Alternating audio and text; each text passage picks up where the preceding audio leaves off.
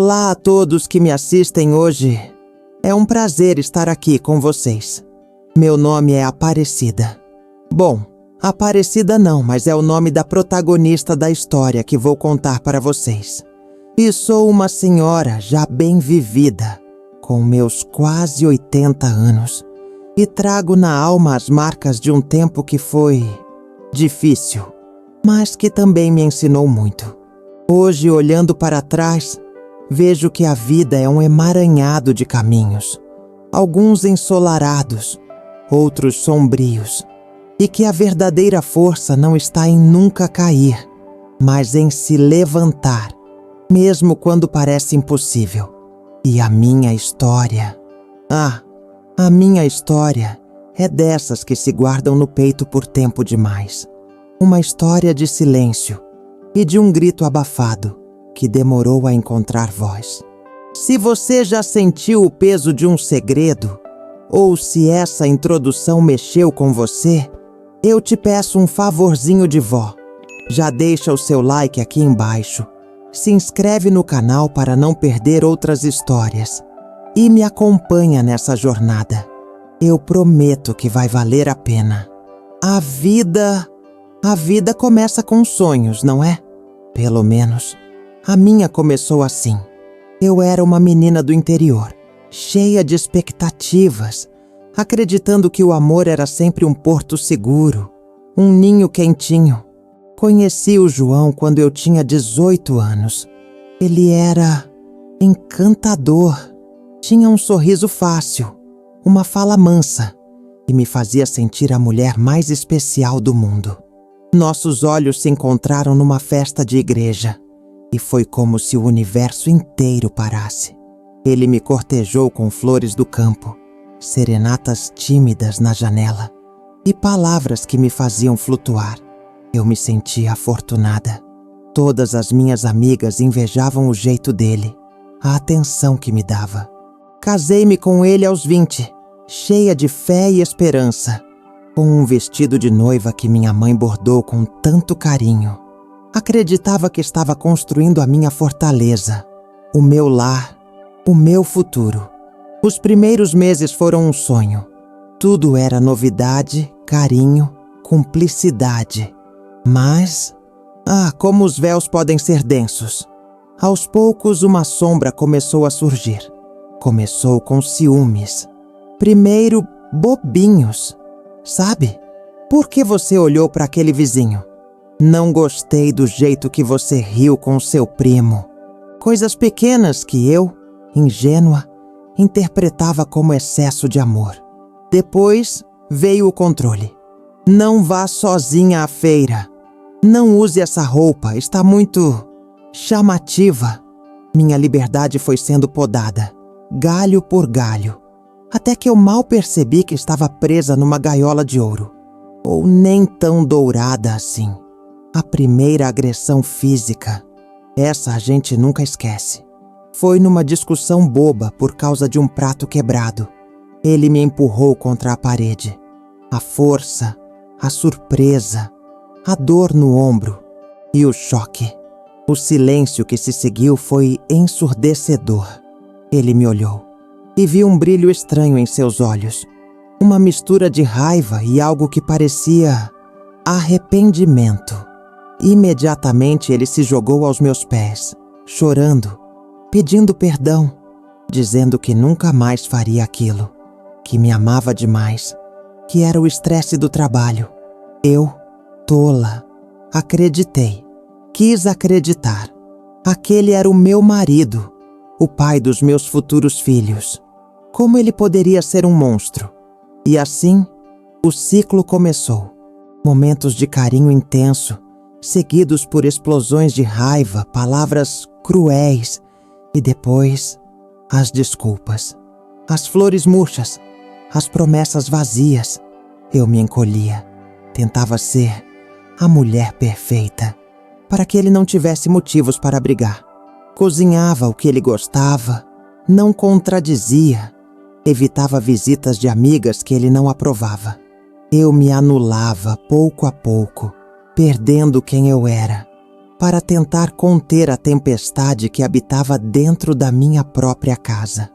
O meu maior sonho era ter filhos. Uma família grande, um lar cheio de risadas. Engravidei pela primeira vez 2 anos depois de casada. A felicidade explodiu no meu peito. Contei a ele e ele sorriu.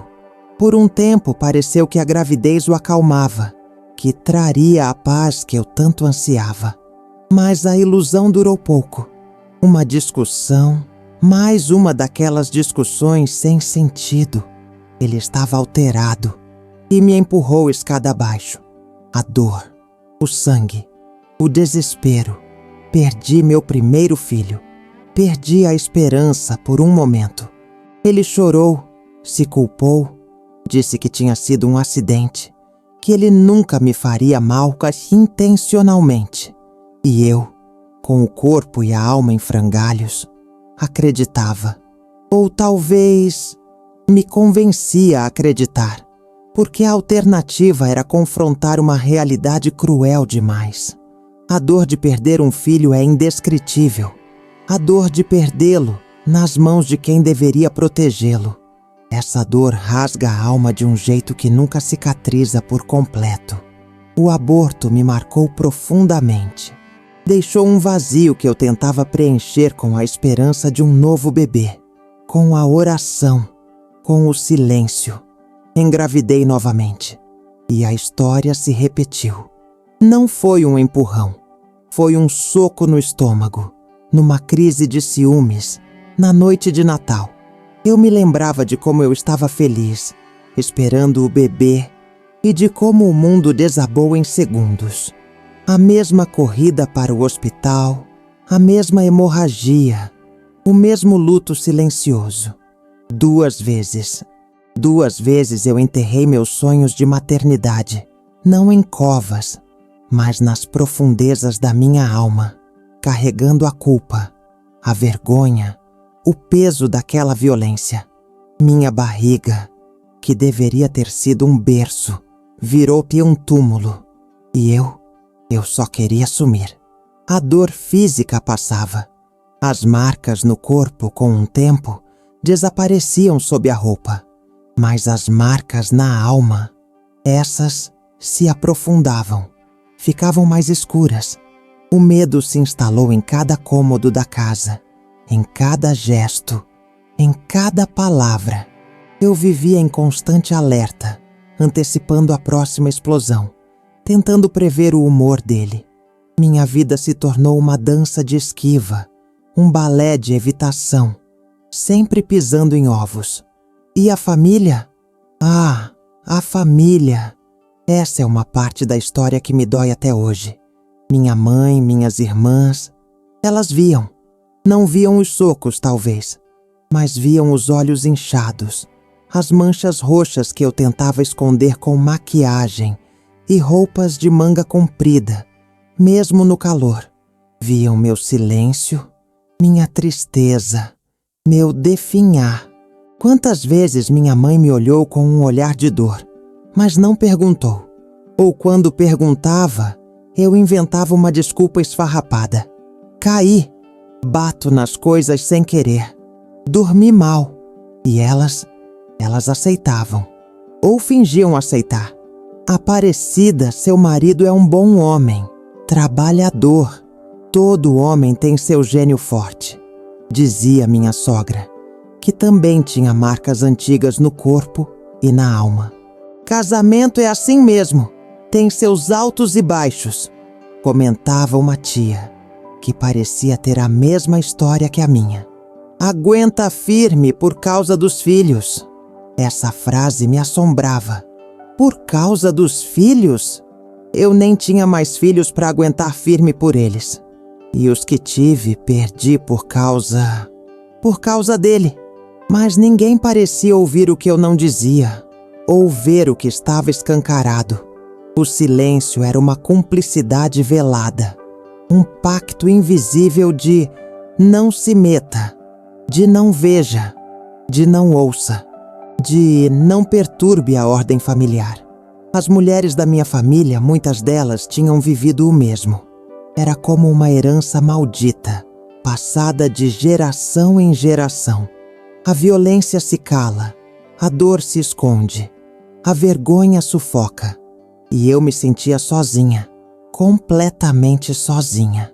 Houve um período em que eu comecei a me sentir invisível, como se eu não existisse mais, apenas a sombra de uma mulher assustada. Perdi o brilho nos olhos, a vontade de sair, de conversar. Meus amigos se afastaram, talvez sem entender, talvez por não quererem se envolver. E a cada dia eu afundava um pouco mais num poço de desespero e conformismo. É o meu destino, eu pensava. É o que me cabe. Mas sabe, o ser humano é resiliente.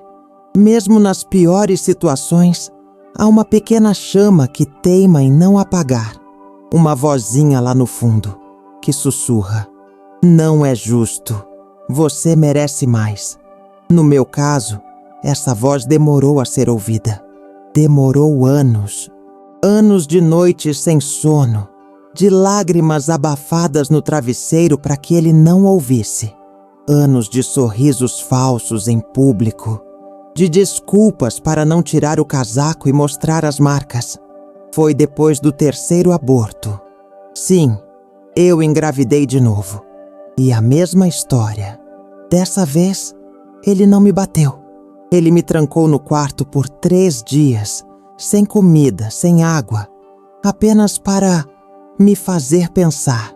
Eu estava tão fraca, tão desesperada, e meu corpo, exausto, não aguentou. Perdi meu terceiro bebê. Foi ali, naquele hospital, depois de mais uma curetagem, com o corpo dolorido e a alma vazia, que algo dentro de mim se quebrou de um jeito diferente. Não foi a quebra do desespero, mas a quebra da submissão. Foi ali que a chama, aquela que teimava em não apagar, se transformou num pequeno fogo. Eu olhei para o teto do hospital e pensei: até quando, Aparecida? Até quando você vai aceitar isso? Você está morrendo aos poucos. Seus filhos não puderam nascer por causa dessa violência. Você não tem mais nada a perder. E foi naquele instante que uma força estranha, que eu nem sabia que tinha, começou a brotar em mim. Uma coragem fria, mas decidida. Naquele tempo, a paciência era tudo o que tínhamos, ou parecia ser. A paciência para esperar, para aguentar, para ver se as coisas mudavam por conta própria. E vocês? Já precisaram esperar por algo que parecia impossível? Algo que exigiu uma força que vocês não sabiam que tinham? Adoraria ler as histórias de vocês nos comentários, de como vocês superaram esses momentos de espera e de luta silenciosa. Meu processo de libertação não foi rápido, nem fácil. Não é como nos filmes onde a heroína foge em uma noite de tempestade. Na vida real, a gente planeja. A gente tem medo. A gente treme. Eu comecei a guardar um pouco de dinheiro que ele mal sabia que eu tinha, fruto de uns pequenos bordados que eu fazia para fora. Fui observando os horários dele, as ausências. Fui juntando pedacinhos da minha coragem, um por um. A decisão de ir embora, de romper de verdade, veio junto com a decisão de falar. Falar, para mim, era a parte mais difícil. Eu tinha vergonha, tinha medo de represálias, de ele me procurar, de ele me machucar ainda mais. Mas, acima de tudo, tinha medo da condenação das pessoas, da família, da igreja. Como explicar que o bom homem era, na verdade, um agressor? Um dia criei coragem e procurei uma prima distante. Uma prima que sempre me pareceu mais moderna, mais livre.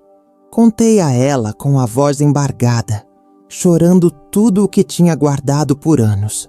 E ela, pela primeira vez, não me julgou. Não me disse para aguentar. Ela me abraçou, forte. e disse as palavras que eu mais precisava ouvir. Você não está sozinha, Cida. E você não merece isso.